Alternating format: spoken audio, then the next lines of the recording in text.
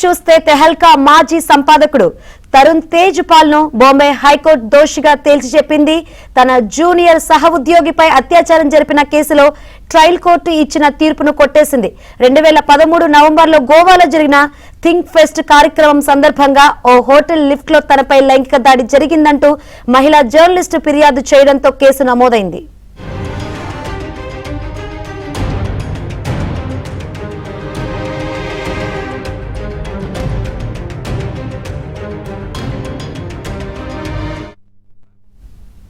తెహల్కా మాజీ సంపాదకుడు తరుణ్ తేజ్ పాల్ ను బాంబే హైకోర్టు దోషిగా తేల్చి చెప్పింది.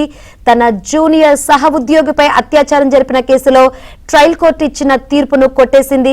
2013 నవంబర్లో గోవాలో జరిగిన థింక్ ఫెస్ట్ కార్యక్రమం సందర్భంగా ఓ హోటల్ లిఫ్ట్ లో తనపై లైంగిక దాడి జరిగిందంటూ మహిళా జర్నలిస్టు ఫిర్యాదు చేయడంతో ఈ కేసు నమోదైంది.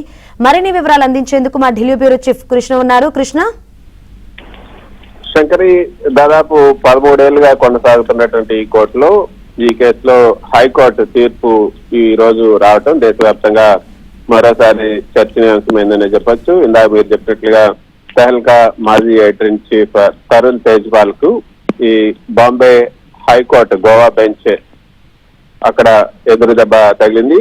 2013లో తన జూనియర్ మహిళా సహోద్యోగి పైన లైంగిక దాడికి పాల్పడినటువంటి కేసులో ట్రయల్ కోర్టు ఇచ్చిన నిర్దోషిగా ట్రయల్ కోర్టు ఇచ్చినటువంటి తీర్పును కొట్టివేస్తూ ఆయనను బాంబే హైకోర్టు దోషిగా నిర్ధారించింది.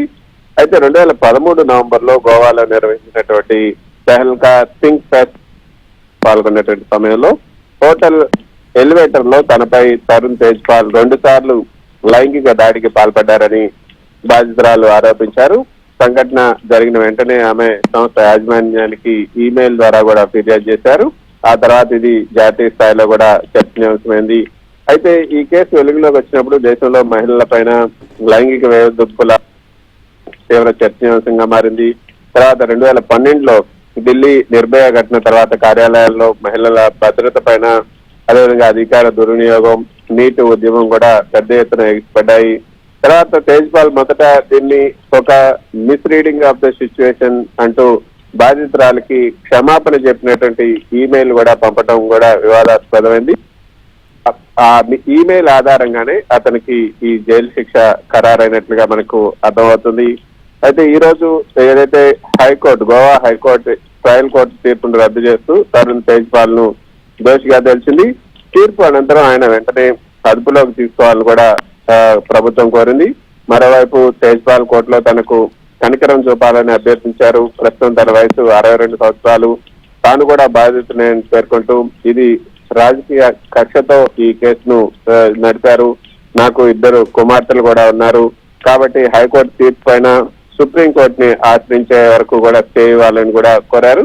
అయితే ఈ రోజు మరికొద్ది సేపట్లో దీనికి సంబంధించినటువంటి శిక్షను కూడా ఖరారు చేసే అవకాశం ఉంది. అయితే 2017లో గోవాలో మోక్సా ట్రయల్ కోర్టులో విచారణ జరిగినప్పుడు ఏదైతే ఈ యొక్క సంఘటన జరిగిన తర్వాత బాధితురాలి ప్రవర్తన ఆధారంగా ఈ యొక్క ట్రయల్ కోర్టు ఈ యొక్క తీర్పుని ఇచ్చింది, నిర్దోషిగా అతన్ని విడుదల చేసింది. అయితే బాధితురాలి ప్రవర్తన ఆధారంగా ఈ కింది కోర్టు ఈ తీర్పు ఇవ్వటాన్ని కూడా ఇప్పుడు బాంబే హైకోర్టు తప్పుపట్టింది. మొత్తానికి అయితే ఎంతకాలం శిక్ష పడుతుందంటే ఈ కేసులో ఆయనపై నమోదైనటువంటి సెక్షన్ల ప్రకారం 10 ఏళ్లు జైలు శిక్ష, గరిష్టంగా 10 ఏళ్ల వరకు కూడా జైలు శిక్ష పడే అవకాశం ఉంది. Shankar, thank you Krishna.